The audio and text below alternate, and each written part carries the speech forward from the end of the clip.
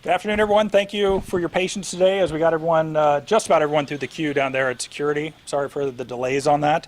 My name's Fields Mosley. I'm the Communications Director here at Maricopa County. Glad you're joining us, whether it's online or in person. And boy, there's a lot of you in person today. So welcome to our third press conference leading up to Election Day. Yay, it's here tomorrow. It's going to be great. Know there's a lot of interest in how the ballots are cast in Maricopa County. And just for your awareness, I think a lot of you are seeing the crowd we expected. We've credentialed about 650 members of the media, and a lot of you are here today. So we're going to talk about what you can expect in the coming days as ballots continue to be counted, as well as how we report the results tomorrow night, starting tomorrow night at around 8 o'clock. With me today, I have Supervisor Bill Gates from the Board of Supervisors. He represents District 3. Also with me, Recorder Stephen Richard, the Maricopa County Recorder. And then I have Zach Shira. He is the Assistant County Manager over elections as well as external affairs. And he's going to speak to you a little bit today about some of the tabulation of what happens after Election Day.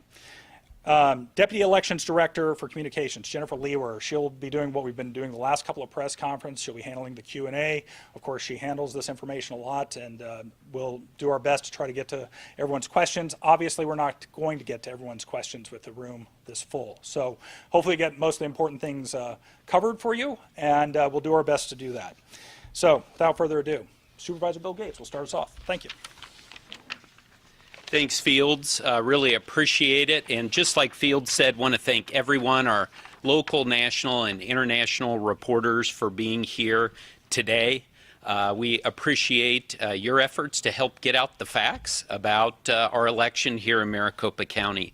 My colleagues and I on the Board of Supervisors are very proud, as I'm sure the recorder is as well, about all the different options that residents and voters in Maricopa County have to vote.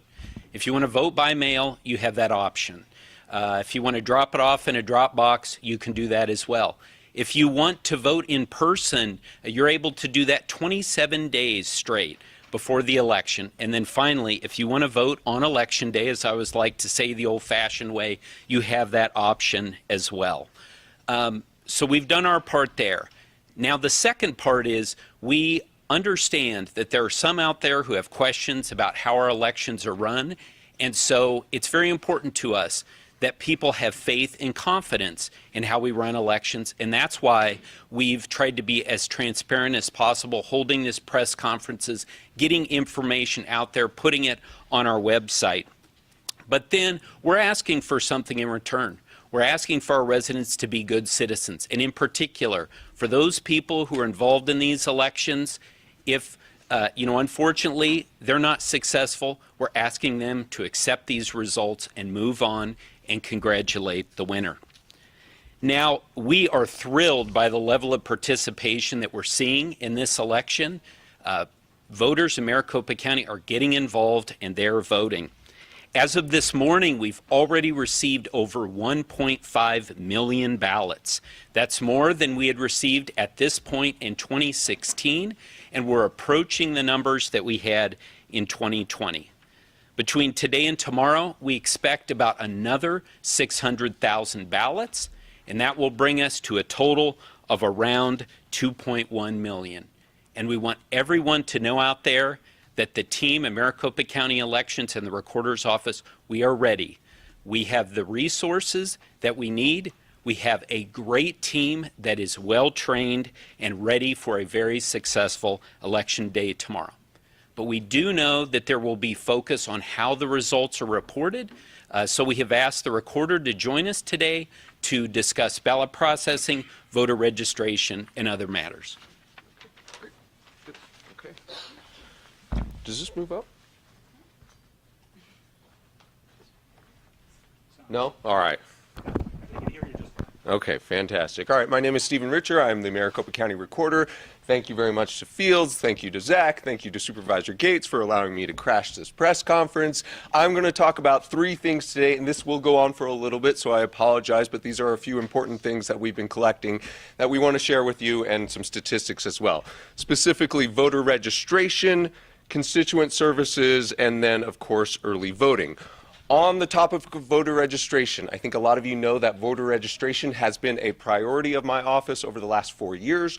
When I took this office in January of 2021, we had about 2.6 million active registered voters. We installed a new director of voter registration, we built a new voter registration database, and we engaged in the largest ever voter list maintenance project ever in Maricopa County history. And as a result, for the 2022 general election, we were down to about 2.4 million active registered voters. In the ensuing 2 years, we went up to about 2.5 million active registered voters by the beginning of September. In the final month, we went up about another 100,000 to 2.6 million active registered voters, just a little bit below that, which is the figure that we are using for this November 2024 general election. That does include 90,000 voter registration forms that were dropped off on the deadline October 7th. That was the largest single day of voter registration forms in Maricopa County's history. We had people with entire trash bags full of voter registration forms in our lobby. Now, a lot of people have asked about the integrity of those voter registration forms.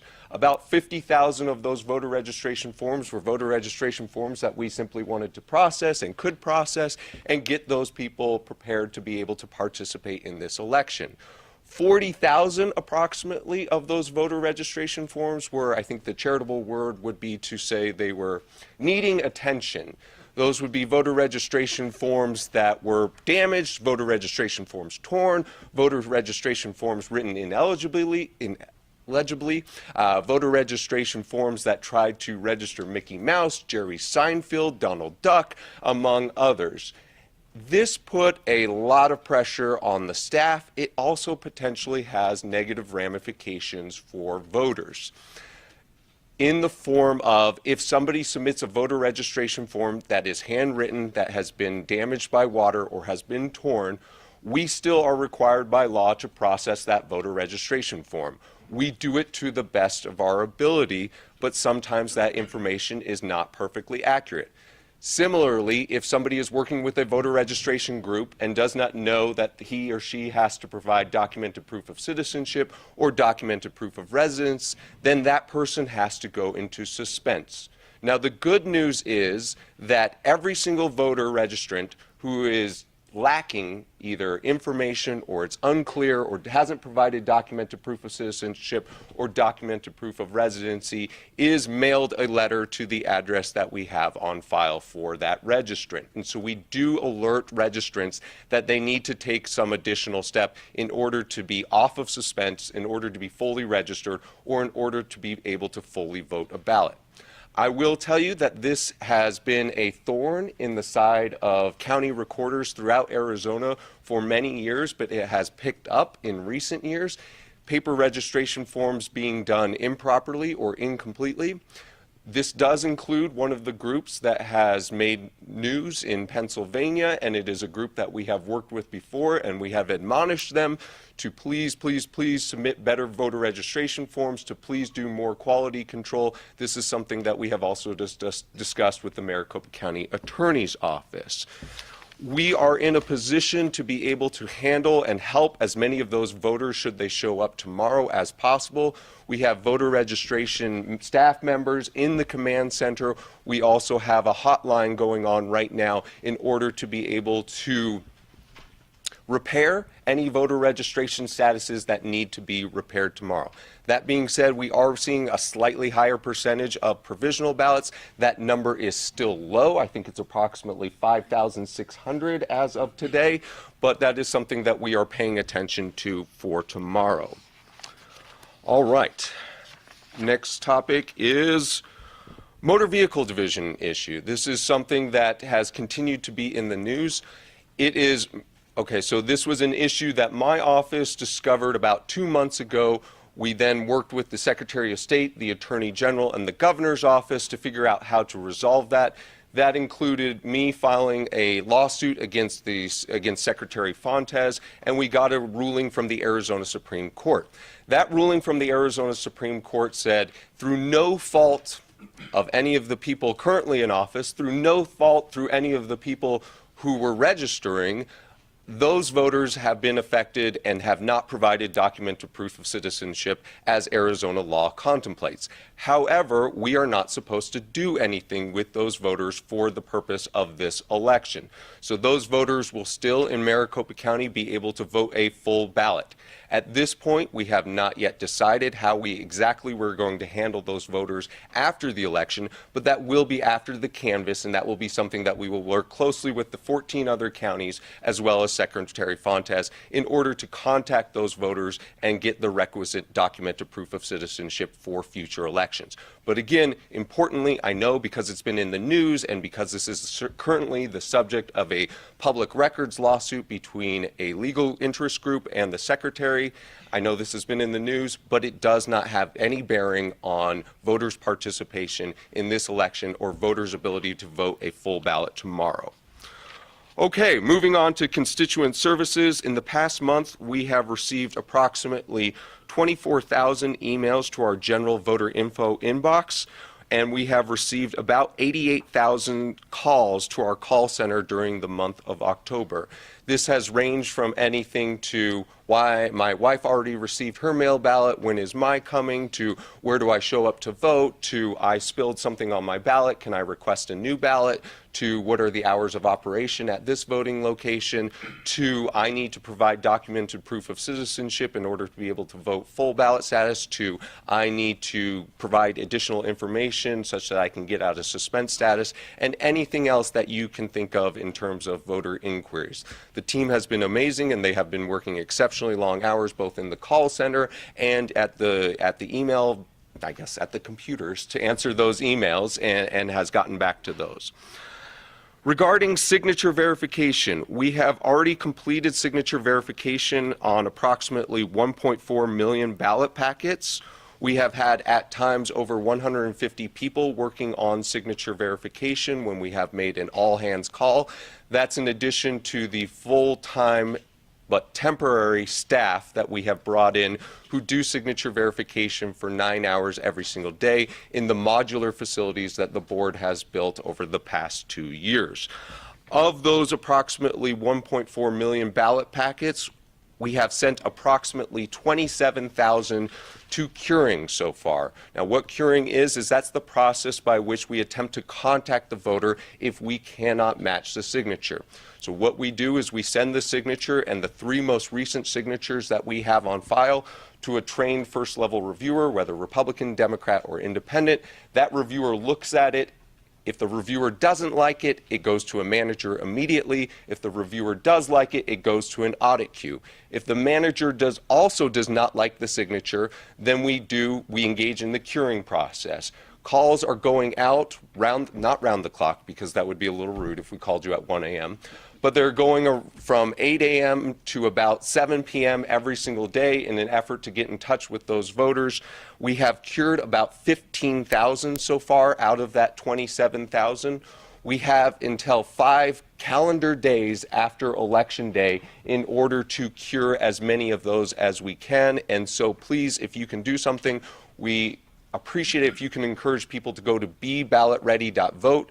beballotready.vote. They can see if their ballot has been received. They can see if their signature has been confirmed. They can also take steps to cure their ballot packet at beballotready.vote should they need to.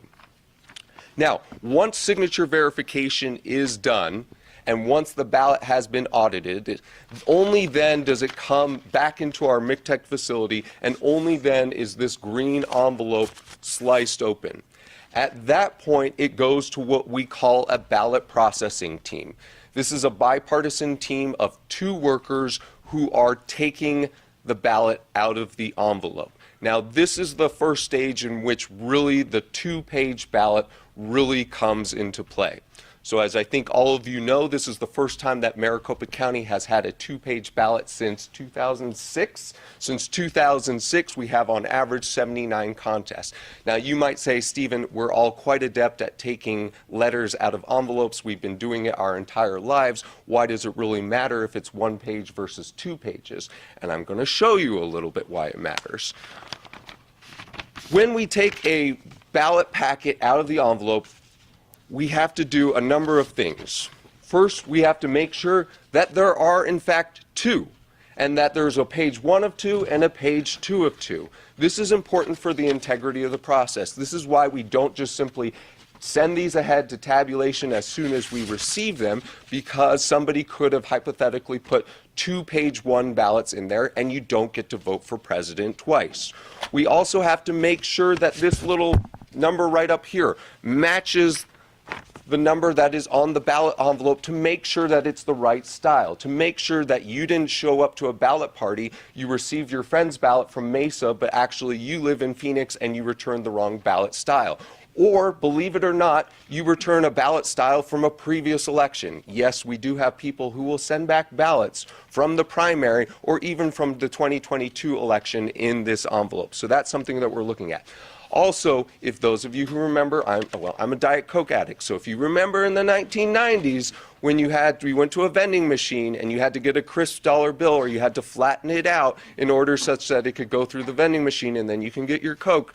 Similarly too with the tabulator. So we have to make sure that these are not damaged. We have to make sure that there's no gum on it. We have to make sure that there's no tear on it. We have to make sure that there's no other mysterious substance on it that would interfere with tabulation. So we're doing all that, getting them both ready, and obviously instead of having 1, we're having 2 in every ballot packet, and then we are documenting it. Now, a lot of people ask about chain of custody in the Maricopa County elections process. This is where chain of custody happens. So any single time that we take an action with a ballot that comes in a return ballot packet, we are marking it on this log. Meaning that if it enters a tray and it enters ballot processing as 200 packets, and therefore we think 400 ballots, and then it leaves the room as something other than 400 ballots, then we know exactly why that was done and we know where it has gone to. So for instance, if you have one that has a big tear in it and can't be tabulated, then we will mark that as a duplication, we will mark this on this sheet, and we will send it ahead to a different place in order to be duplicated by a bipartisan team. Now, in terms of raw numbers, as of early this morning, we were around 2.2 million ballots processed and sent ahead to tabulation. So translate this. That means we are around approximately 1.1 to 1.2 million voters that we have sent ahead to the board in order for tabulation to happen on those ballots. So 2.2 approximately million ballots, but that translates to roughly 1.1 to 1.2 million voters. I anticipate that we will have approximately another 500,000 ballots processed in order for the board's results that they will put out on Wednesday. And we currently have 159 boards currently operating. So over the past 3 weeks, we have been spending long time doing the voter registration work, doing the signature verification work, and we are now round-the-clock ballot processing. We are running 3 shifts, one from 7:30 a.m. to 4:30 p.m., one from 5 p.m. until midnight, and one from midnight until 6 a.m. That last one has been, it has been my privilege to oversee that one, and it's democracy after dark if any of you should wish to participate in the future. We have 159 boards currently operating. By boards, I mean a bipartisan team of 2 workers. In 2022, we had 65 boards, and in 2020, we had about 70 boards. So this is really where the 2-page ballot has had an impact on the things that the recorder's office is responsible for. Now, a lot of work has already gone into this process. A lot of work is going to happen over the next week, a lot of long hours. And on this last note, I really want to thank a few people who have so far gotten us to this point. I want to thank the board. The board has allocated a lot of money in order to allow us to safely and securely do all of the steps in this process, and has allowed us to recruit a lot more temporary workers. I want to thank the county HR team who has been pulling out all the stops in order to get as many bodies into those different processing times, whether it be 5 p.m. to midnight or whether it be midnight to 6 a.m.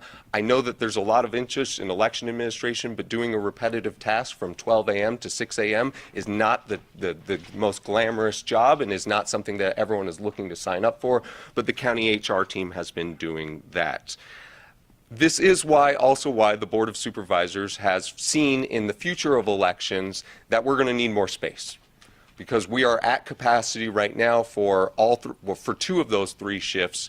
And in the future, I think in 2026 or 2027, they're going to move the county into a new space where you can simply have things like ballot processing happening on a larger scale. And then lastly, I want to thank the Secretary of State's office. They have been pitching in as well. We had a number of representatives from the Secretary of State's office with us last night for the 5 to 12 and 12 to 6 a.m. Secretary Fontes himself was doing a little bit of ballot processing with me, as was Lisa Mara, the State Elections Director. So I know that was a lot. I apologize for all the time, but I wanted to give you an overview on those 3 topics, and then I will take questions after Zach has presented and when we take questions at the end. Thank you very much. Thank you, Recorder Richer. As was said previously, my name is Zach Shira, and I'm the Assistant County Manager for Elections and External Affairs here at Maricopa County. As we move into tomorrow, we move into the bulk of the board's responsibility when it comes to elections, right? In-person, election day, and tabulation. So I'd like to start with talking about the investment that the board has made in elections. We have invested in more vote centers, more check-in stations, and more voting booths than ever before. We have new printers and new high-speed tabulators, and we are ready to serve any voter who wants to cast a ballot on election day tomorrow. But people should remember that there will still be lines on election day around the valley tomorrow, especially during the high trafficked hours in the morning, during lunch, and in the evening. And this is normal for a presidential election. And with a longer 2-page ballot, we expect it'll take folks a bit longer to fill that out in the vote center and to feed it into the tabulator. But as Americans, we're used to waiting in line. We wait in line for coffee, we wait in line for our groceries, sometimes we wait in line for new sneakers or video games if that's your thing. We can wait in line to exercise our right to vote tomorrow on election day. At the end of the day, after everyone has voted and the polls have closed, there's a new state law that requires us to count the early ballots that are dropped off on election day. We are happy to comply with this new law, but this will delay the time it takes for vote centers to close up and for us to get those election day results on memory cards back to our central counting facility at McTech. Our team will work diligently to close up those polling locations and to get stuff back, but we are going to prioritize safety and security over speed at all times. As we do every election, our first results drop will be 8 p.m., an hour after the polls close. We expect this will be between 70 and 75% of the early ballots that we have received to date. Additional results will be reported throughout the night, and those will be the in-person votes that we tabulate at our vote centers. The majority of ballots will be counted within the first 24 hours after the polls close. But it's important to remember that here in Arizona, our races are extremely close, and it still might take a few days for you, the media, to call those races. It is possible that some of the candidates who are ahead on election night and some of those questions as well might not be ahead and might not maintain those leads after election day as additional ballots are counted and reported. This is normal. And people should keep in mind that voting patterns in Arizona have changed over time. Who votes early and who votes on election day has not been consistent in recent years. So we ask you to be patient. Let us do our job, and we will be transparent about what we have done and what we have left to do. We will work hand in hand with the recorder's team as they verify signatures, process early ballots, and then we will get them tabulated and reported to you all. After Election Day, results will be released daily. We plan for that likely to be around the 7 p.m. hour, but we will be sending out information about when you can expect those posts after we get through tomorrow. And please know that despite what has been alleged in previous elections, there's not going to be a point where we stop tabulating ballots and reporting them along the way. We will be working long days and long nights for the week ahead. As for misinformation on Election Day, we will not be playing whack-a-mole. But what we will be taking very seriously is any misinformation that impacts a voter's ability to vote a ballot. That misinformation we will be very aggressive in reporting. We want everybody to have the correct information so that they may participate tomorrow if they'd like to. I'll close out with this. We've hired 4,000 temporary election workers to facilitate the 2024 general election. These are your neighbors, these are your friends, these are people you go to church or see at your grocery store. I promise you that they want your vote to count and they want things to be facilitated fairly. We are excited for tomorrow. It's going to be a high turnout day. It's going to be a great day in Maricopa County, and we are looking forward to that. With that, we'll take your questions. Actually, I'm going to throw up just a little bit more data at you before we go into the Q&A. This will be posted on countingballots.maricopa.vote. It does a little bit of a historical analysis of how long it has taken Maricopa County to count all of the ballots. This is not how long it has taken for the races to be called, so that as we move forward and we get into those days where we are still counting the ballots, people have an understanding that we are within the time frames that we have seen over the last couple of decades. This will also be available on our site. It gives historic turnout information in general that I think the media and the public will find very interesting. Again, Maricopa.vote is a wealth of information. We hope that you will visit that in the days to come. This is key critical information. Zach spoke to it a little bit ago. This is what the increase in resources that we have done specifically to be able to serve this community who will be voting a 2-page ballot this election. We have increased our resources, and at some of our largest vote centers, we will have 16 check-in stations, 4 ballot on-demand printers, and 68 voting booths. And so while we may see lines, it is our hope that these lines will continue to process through and that our poll workers are working as best they can. But as you know, for those of you who are from Maricopa County who voted that ballot, it takes a while. And so we are encouraging people to make a plan and take a look at that ballot before they get in line. So just to go through a few logistics things before we get to the Q&A. Obviously, there are a lot of members of the press here. We're excited about that. In Maricopa County, we pride ourselves in being transparent. We will have a media tent and workspace at McTech that will open at 6 a.m. on Election Day. This is for credentialed media only. We have been providing this information for weeks, so I'm not going to repeat where you get that, but you can certainly reach out to us if you have questions about that. We hope to hold daily press conferences at McTech. There are a lot of you here, so we're going to have to take a look at the logistics to determine where we can best answer all of your questions. And an exciting new thing that we're going to be launching is a new blog, and it will be at justthefacts.vote. This blog will be updated in real time throughout, it's actually up right now, throughout Election Day and in the days moving forward. It will have things like how many check-ins we've seen at a vote center. It will explain what the ballots that have been released that night. What do they look like? How many did that include? It will be able to give the community specific facts about Maricopa County elections, because as we know, there's going to be a lot of information out there for the public. We want people to go to trusted sources. JustTheFacts.vote is going to be a trusted source, and we hope that as journalists and for those of you who are watching online, that you will take the time so that we can process and administer this election without a large amount of distraction by misinformation that is being spread. So here is how we are going to do our Q&A. We did this before, probably 2 questions per person. We have microphones, we're streaming live, so please, we will raise your hand. I'm going to try to get as many as we can. We have a microphone on both sides of the room. 2 questions, identify yourself and your outlet. And then I'm actually, because we've got a mix of a lot of people up here, I'm going to try to figure out the best person to answer that question. You may think it's one person, but I'm going to call somebody up if it's a different person. So we are going to start here with Jeremy. Get him the microphone, please. Thank you.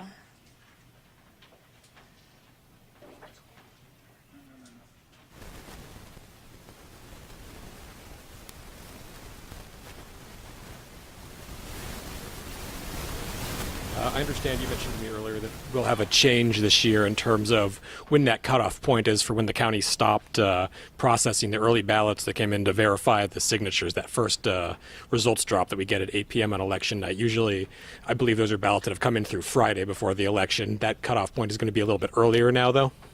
So I'm going to bring up the recorder to talk about what we can see in that 8 o'clock drop. We will. So, thank you for the question, Jeremy. We will get to the board as many as we can. For the tabulation purposes, I think the cutoff for that was Monday this morning, and that included, like I said, about 2.2 million pages, and that translates to about 1.1 to 1.2 million registered voters that we have already done signature verification and ballot processing for. And then we are going to continue processing any early ballots that we've already done signature verification for, and those will be in the Wednesday results, which I think will be a little more robust than it has been in past years. Robust.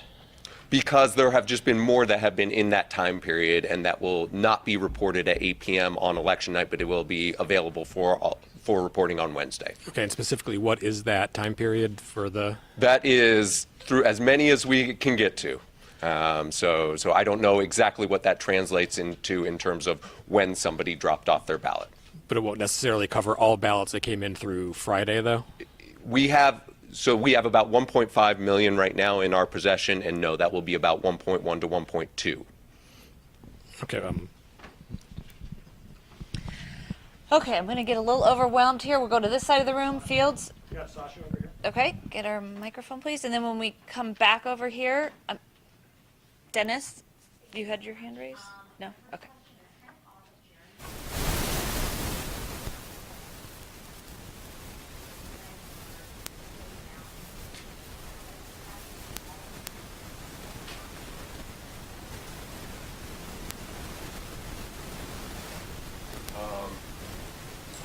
So no, that's about on par with what is reported out typically at 8 p.m. on election night, which is going to be, we don't know yet what the total number of voters will be in this election, but it will probably be around 55% of the total vote will be available immediately at 8 p.m.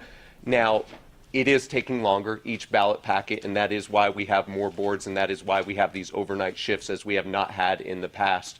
But it's consistent with what we've seen in the past from Maricopa County for the 2022-2020. Now, in terms of raw numbers, it is still more because we just will have more voters than, for instance, we had in 2022, when we had about 1.3 million voters. And so the cutoff basically for if I'm a voter and I know that my ballot was received by your office on Friday, should I expect then that my ballot is going to be included in that first round? Do you get what I'm getting at? Will it be signature verified? Yes, it will be signature verified if you've dropped it off by Friday.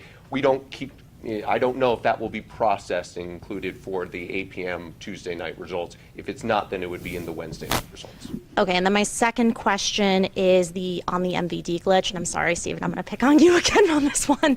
I'm just wondering if a voter was impacted by the MVD glitch. I know that their ballot is going to be counted, but how can they be certain of that? Like, what should they be thinking about? Because I think a lot of them might be nervous if they think that they might be impacted. So backing up a second, this question is regarding the MVD issue. And this was an issue that my office identified about 2 months ago, that the statewide voter registration system was communicating with the motor vehicle division about which voters had documented proof of citizenship on file.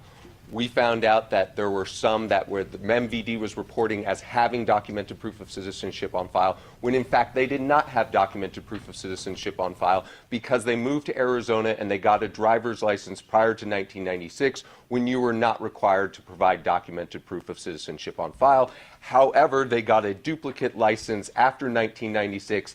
MVD's coding then translated to the statewide voter registration database that they got it after 1996, and it assumed that therefore they had documented proof of citizenship on file.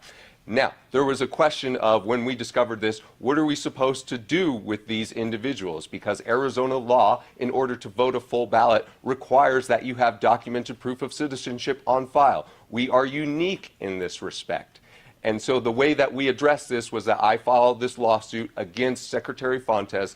The Arizona Supreme Court very helpfully took it immediately. They ruled on that. They said, because it is no fault of these individual voters, do not do anything for the purpose of this election. So we have not touched any of these voters. We have not changed the status of any of these voters for this election. Every single one of those voters in the affected pool of voters will be able to vote a full ballot for this election. And then what the mandate is moving forward is the Secretary is supposed to work with the 15 counties in acquiring documented proof of citizenship for those voters for moving forward. We are not going to be doing that over the next few days because we do not want anyone confused that it has any impact on this particular election. So that will be a post-canvass endeavor. Okay, let's go back over to the side of the room. Nicole, we'll go up front here. Chelsea, please. Or Brittany, thank you. Thank you. Nicole Grigg, ABC 15. I just want to clarify these numbers. So you've already counted 2.2 million pages. I'm going to do a little bit of a clarification. So you have processing and you have tabulation. The numbers that the recorder reported were the number of pages that have been gone through ballot processing. Okay? So if on average, and we're finding that about 98% of the voters are returning both of their pages, the number of pages that they have processed, divide that in half, and that's the number of voters. Here's my question. Are you far behind on processing the ballots right now? No, simply put, no. Like I said, we're about on par with what we will have reported in the past at 8 p.m. on election night. Now, like I said, it is a lot of work, and that's why we're doing the round-the-clock shifts. But no, it will be approximately 55% of the eventual results will be available at 8 p.m. on election night, which is on par with what Maricopa County has done in the past. Shouldn't you be more around 3 million right now, though? Shouldn't we be more? If you have 1.5, wouldn't that be 3 million pages? Well, we would love to process all of them as quickly as Because it's possible, the but it's consistent with where we've been in the past. Okay. And so for instance, if we receive something today, it's an early ballot, but we're obviously not going to have that signature verified in ballot process in time for it to be reported as for tomorrow's results. And Zach mentioned it will be about 75% of the early ballots that we've received is what will be reported out at 8 p.m., which typically, and is in line with previous years, is about 55% of the total turnout that we see in Maricopa County. Lots of numbers, very confusing. Let's go back over to this side, Fields.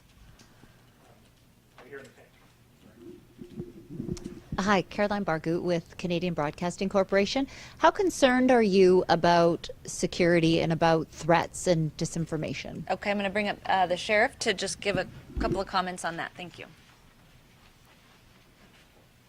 Yeah, good afternoon, and I know most of you were here earlier in the week. Our posture hasn't changed, reference election security. I know that's one of the key topics that we're looking not only in Maricopa County, but throughout the nation. We have partnered and planned with all the law enforcement in the Valley to include our state and federal partners. We've been planning lists like any major security event. Obviously, we are on high alert for anything that's threat-related, comes through electronic media, but also the premises or the footprint relative to the polling places and the tabulation center.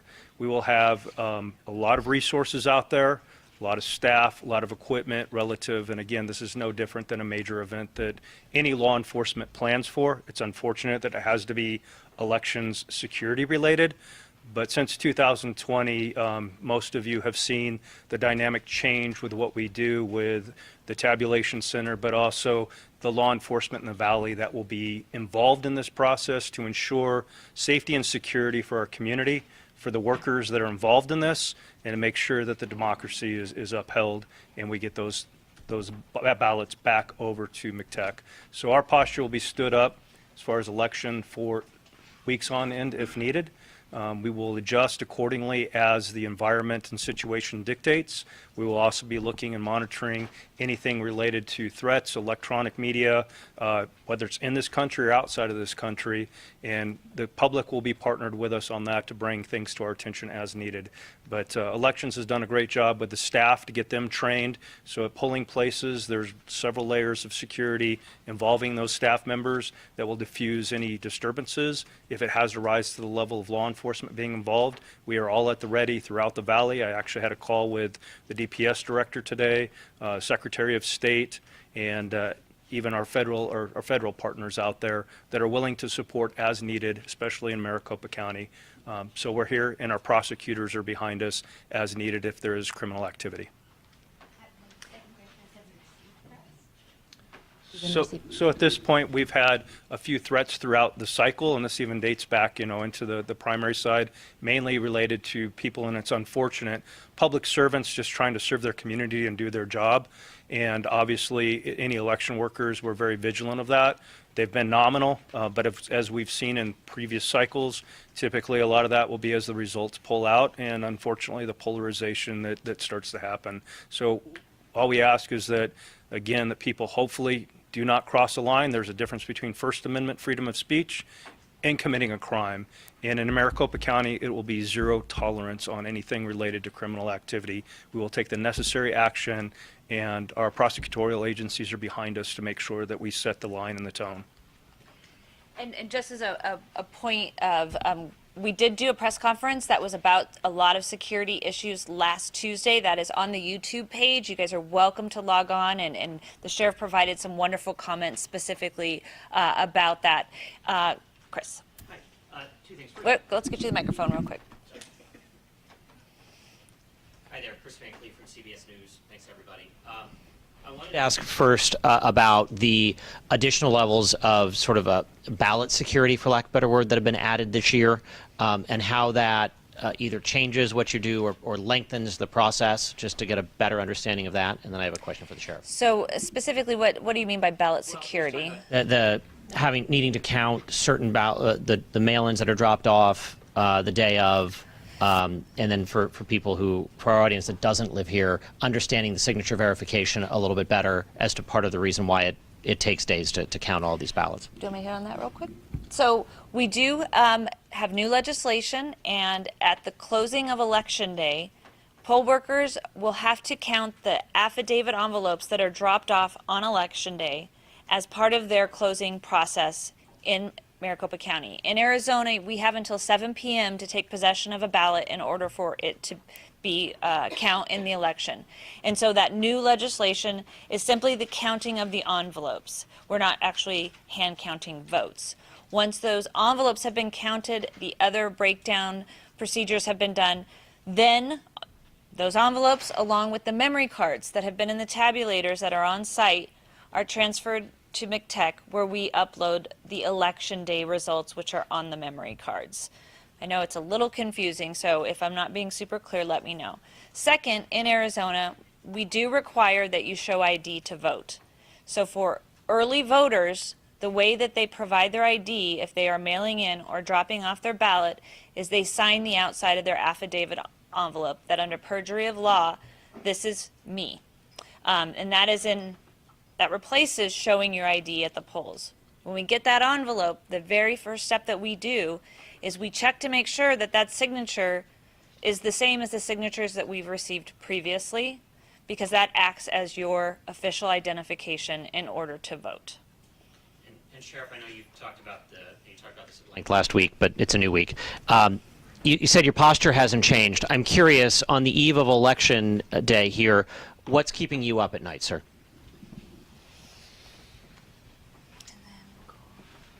Well, I'll have to say, as a head of a public safety agency, there's a lot that keeps me awake throughout the entire year. Obviously, we're keen for the safety of not only our public servants out there, but our community at large. So we continue to prepare for everything. We can't necessarily predict everything. And again, the level of training, the level of practice that we've had with this is not new to Maricopa County. Some other jurisdictions that might see the eve of this happening throughout the valley. It's not keeping me up. I just want to make sure that we're prepared. We have the staffing and resources, and that's something that we've been planning the entire year to make sure that we have. We will continue to evaluate. This is a fluid thing like anything else. How long this detail lasts, how many resources, where the activity may be for the need of public safety. We will continue to evaluate that, and we will stay stood up and vigilant to make sure that we address that, because the last thing our community needs to be is scared to go out and vote. The last thing our officials and people working the elections need to be is in fear of this. We do not live in fear. We live in the greatest democracy in the nation, and we should be standing tall and working together and respecting each other's community members. And so that's probably what keeps me up, is the fact that we've seen this divide, we've seen this problem throughout the nation. Hopefully 2024 will set a different precedence, that Maricopa County isn't in the spotlight, and that our nation starts looking at the need for respect to each other and the respect to this process, so that we have this leadership moving forward. And what I might do is pivot a little bit and do one question, because there are a lot of you. Over here, Gabriel. Associated Press.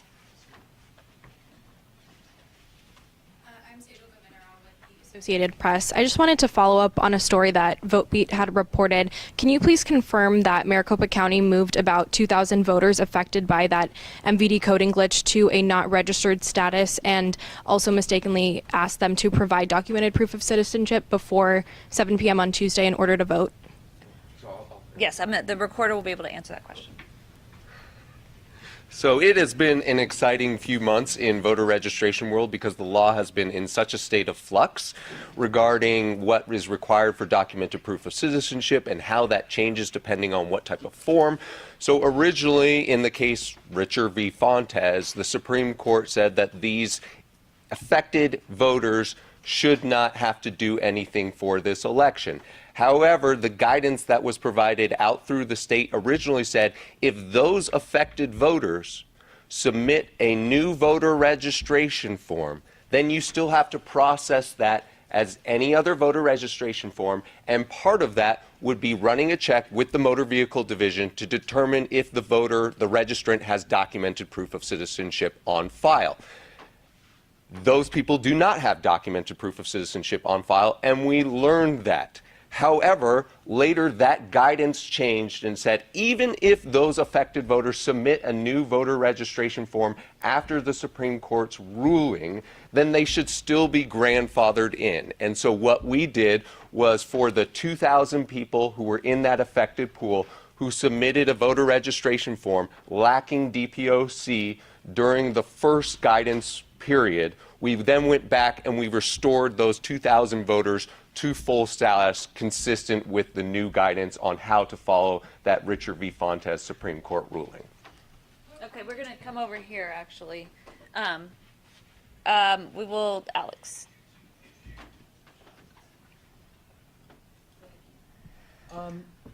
County Recorder Richer, you mentioned that on the deadline, about 40,000 ballots or voter registration forms were in some way problematic. You mentioned that they were in some way connected to a problem in Pennsylvania. Can you confirm that that company that you're referring to is Field Plus Media Corp?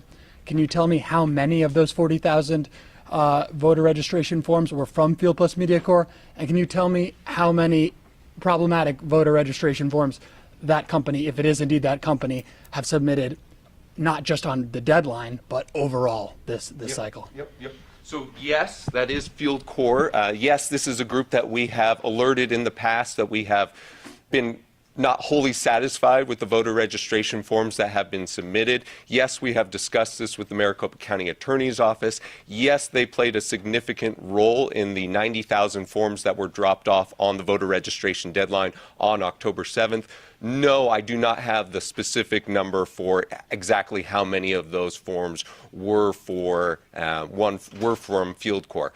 Now, again, I will remind you that any single form that is processed that puts a voter into suspense status or where the voter has incomplete information, we have to, by law, still process that form, and we have to, by law, send a letter to the affected voter at the best address that we have, alerting the voter that he or she needs to take certain steps or provide certain documentation in order to be fully registered. And so when I talked about some of our constituent services work and some of the inbound calls, oftentimes those inbound calls and those inbound emails will be people providing documented proof of residency, documented proof of citizenship, or even just a address that got translated incorrectly on the handwritten paper registration form.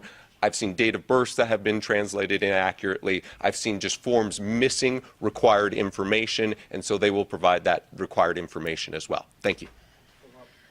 Okay. Yes, right here. Jen? Hi. I'm going to ask the same question again Can on you the time. identify yourself, please? Oh, I'm sorry. Jen Fifield with VoteBeat. For the recorder, just on the timing of the release. 75 to 80% doesn't sound like 100%, which is what I'm used to hearing as of Friday. All of these have been counted. All of these are through the system. That sounds like fewer. You said you're delayed. Can you elaborate any more? I'm happy to elaborate. We consistently receive early ballots. We received a lot of early ballots this weekend. We received a lot of early ballots by Monday. I do not have the exact breakdown of when we received each one of those early ballots. As you know, even early ballots that are cast at a voting location after somebody has shown identification still have to go to ballot signature verification, still have to be audited, still have to go to ballot processing. I give you the raw numbers, which is that we've processed about 2.2 million pages, and that translates to about 1.1 to 1.2 million voters. This does take a lot more time for the reason that I mentioned previously. That is consistent with percentage-wise where Maricopa County has been in past elections, and I think that we will be consistent in terms of finishing the count where Maricopa County has been in the past. I know that when I won my race in 2020, it was 8 days after Tuesday Election Day when that became something of a certainty. I hope, we all hope, that people will not be in suspense for that long. Suspense being a very different term than the suspense term I just talked about in the voter registration context, but we hope to move as fast as we can. However, we know that Maricopa County will be the subject of litigation, post-election litigation. We know that people care about every single part of this process that they might not care about in the context of Utah or California. So we will not cut corners on signature verification. There will be no skipping of an audit queue. We will not cut corners on documenting ballot chain of custody when we do ballot processing. The board is not going to cut corners when it comes to adjudication or ballot duplication. And so we will move through that as thoroughly and as accurately while still doing it as fast as possible. Over here in the black. Firstly, congratulations on all the great work. I'm a journalist from Estonia. This is really like mind-blowing how you guys operate. As a neighboring country with Russia, I want to address a question to Supervisor Bill Gates. Just what's at stake here? Why should Europeans really care about the democratic integrity of American elections? Thank you. Well, first of all, welcome to Maricopa County. And we understand that over the last 4 years that really the eyes of the world have been on Maricopa County, and we're proud. We're proud to show off the thousands of workers who do incredible work, the partnership between the Recorder's Office and the Board of Supervisors. But what is at stake is very, very important and very serious here. And that is the foundation of this democratic republic, which are our elections.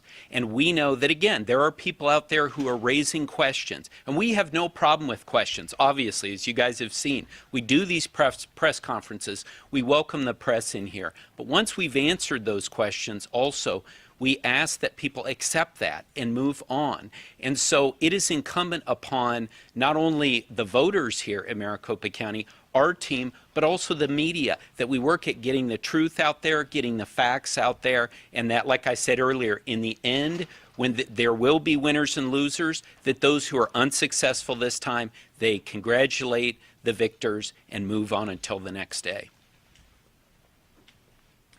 Liz.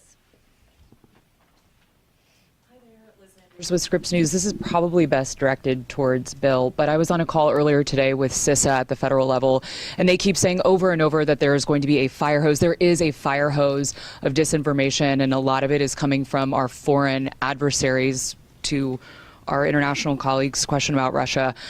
Is Maricopa County experiencing that right now? I saw a video floating around yesterday that it seems like it has Russian ties. What are you doing to combat that? I heard Zach say we're not playing whack-a-mole with misinformation, but that video, the whistleblower in it, encouraged people to turn out at a voting location and to protest. Will you address things like that? So I think certainly we take a back seat to no one in addressing misinformation.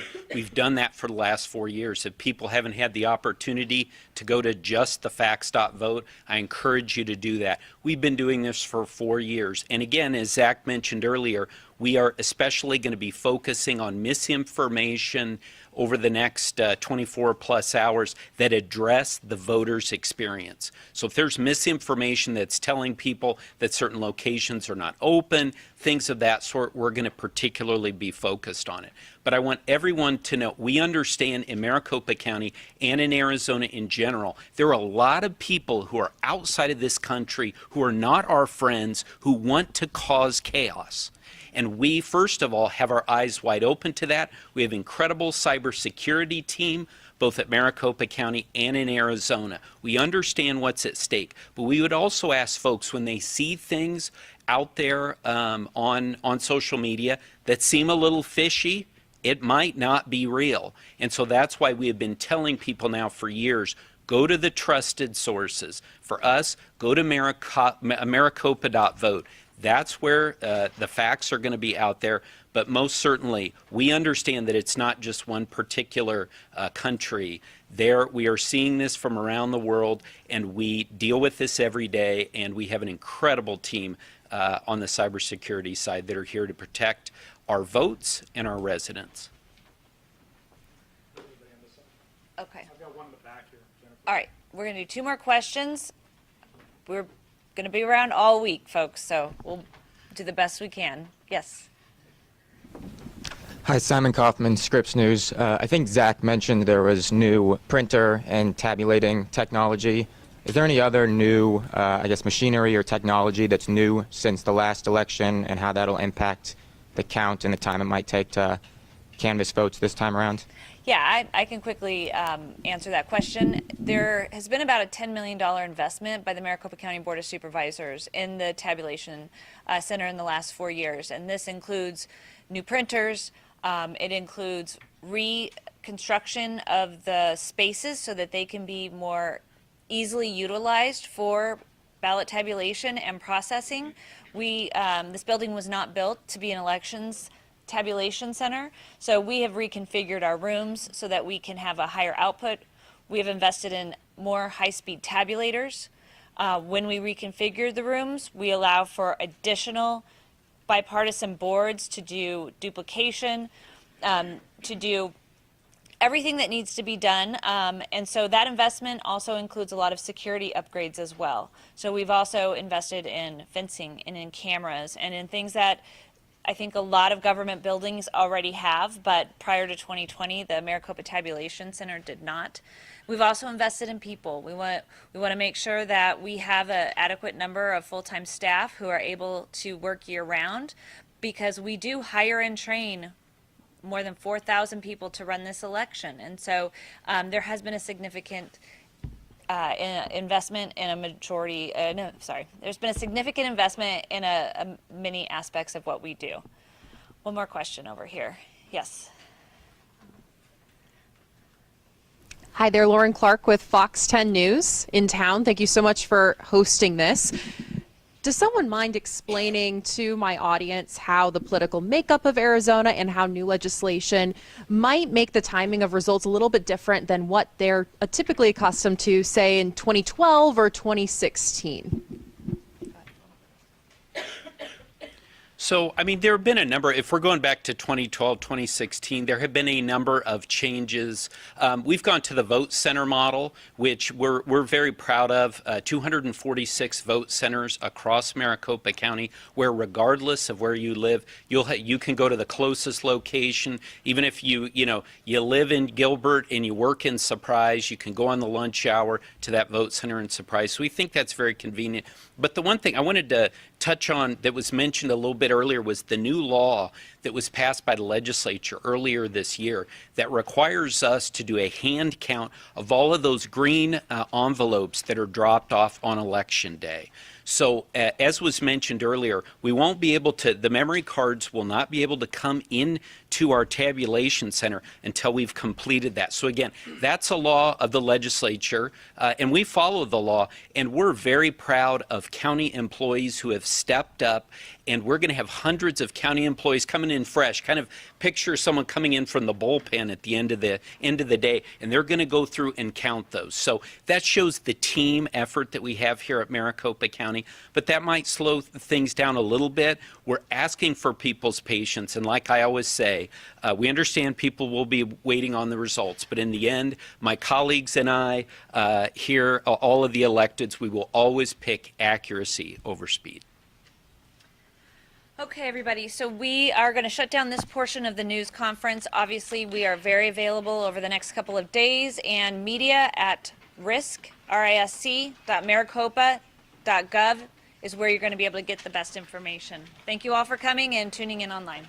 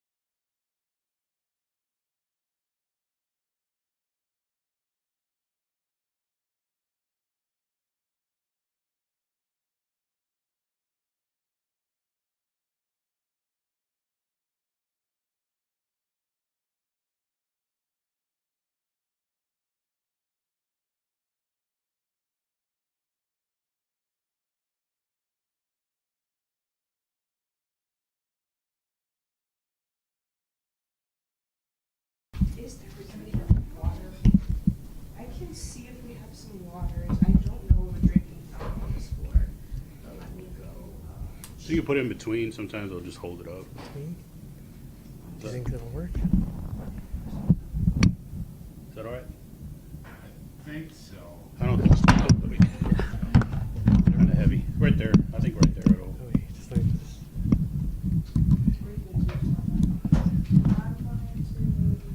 Just don't pull it on that end. Should be fine there. Yeah, look like it's.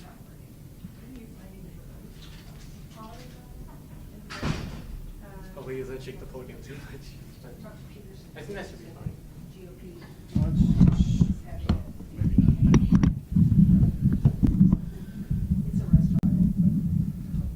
Right there. Yeah. Yeah. Thank you. Yeah, it sounds like it could be small. It's like their caucus and other people maybe are replaced. Small culture, like secret. Kayla stepped away, but you'll see Kayla in the other shirt. She's on my staff if you have questions. Yeah.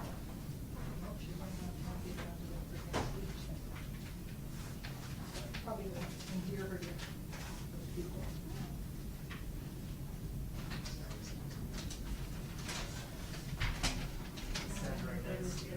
Yeah, good work.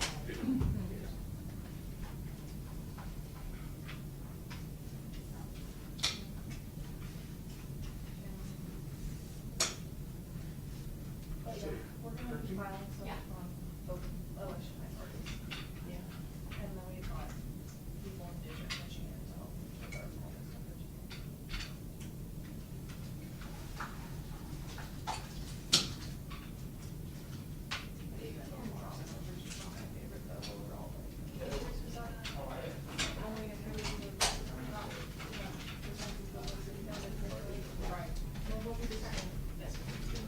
Everyone is here. They were saying that. Yeah, there's a couple. I think by the end of the tomorrow night. Sorry, you're not cold. Don't have like 60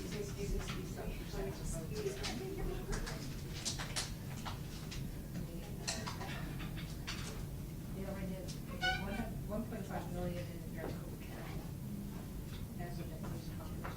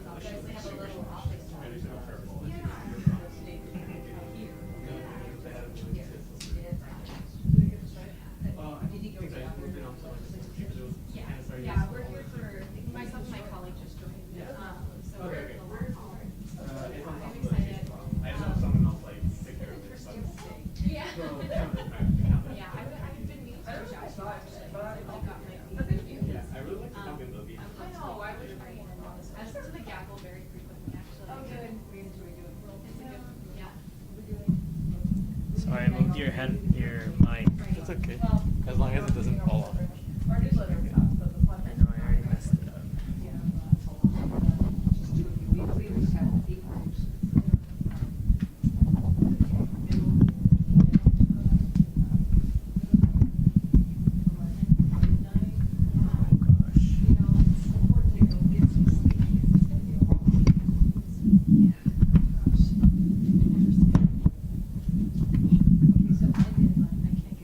I messed up your I don't think I'll stay.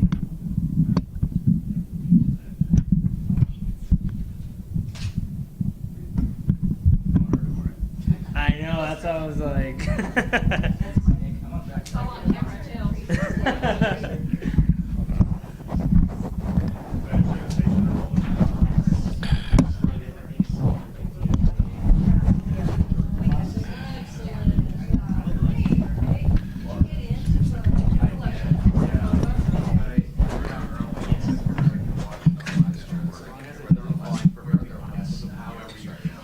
know, I just don't want it to fall. I think that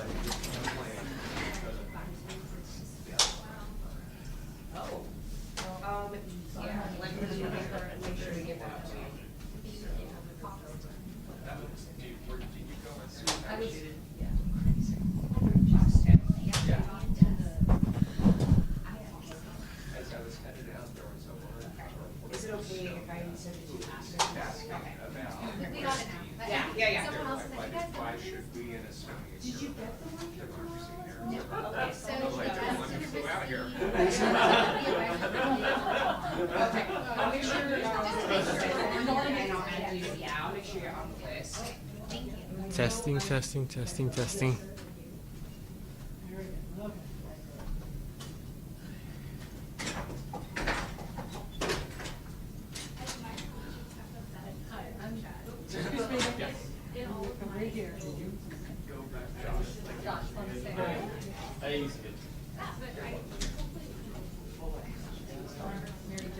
Testing. 1, 2. Test. Mic check.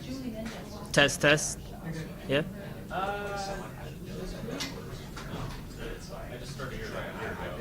Oh, yeah, she was laid off, so when I was around. Oh. I forget exactly what she was.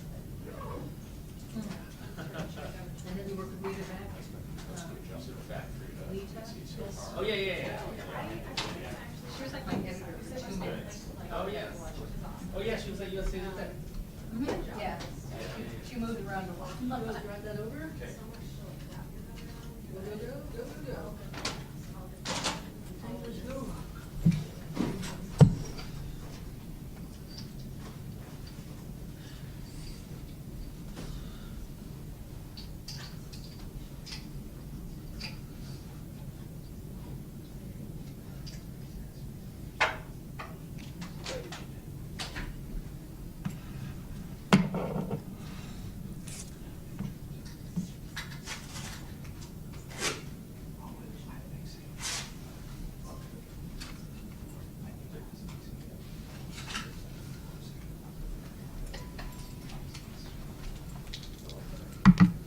Okay, where's the cable?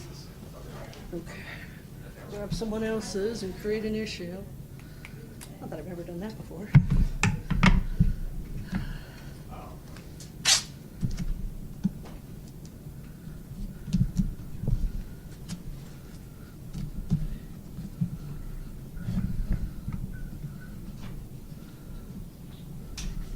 Man, I pinched that back.